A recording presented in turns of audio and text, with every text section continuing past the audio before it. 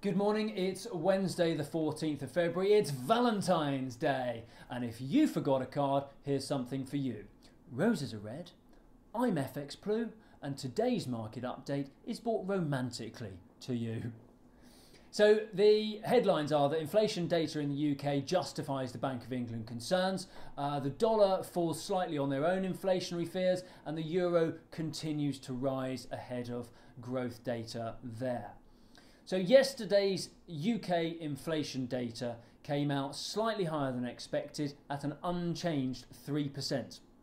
This is despite the November rate rise and recent sterling strength, neither of which seems to have filtered down to the domestic inflationary data yet.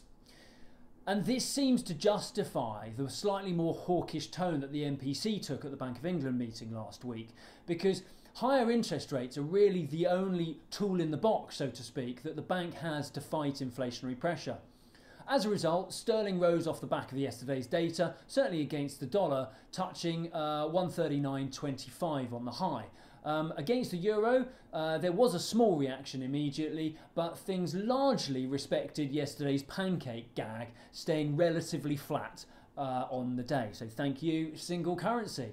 The central bank obviously has a delicate balance to strike. On one hand, they want adequate stimulus for economic growth, but on the other, they want to do that without pushing wages too high or indeed prices too much higher.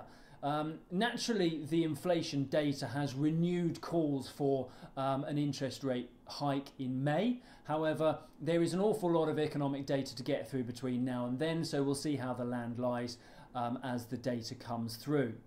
The current concern, though, seems to be around business investment. This is already at very low levels due to the uncertainty and the fears surrounding Brexit. So any increase to the cost of borrowing may well see business investment collapse, which is obviously not a good thing for economic growth. Today we've got a similar day ahead, but from the US. US inflation data is expected. It's forecast at 1.7%, which is down slightly from December, but and still down below their 2% target. Wage growth has started to pick up. We saw that in the non-farm payrolls, and that's obviously usually a precursor to higher prices.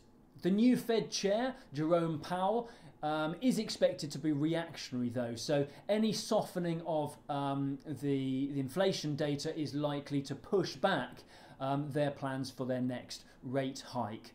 We also have retail sales out from the US later today, which is forecast at 0.4%.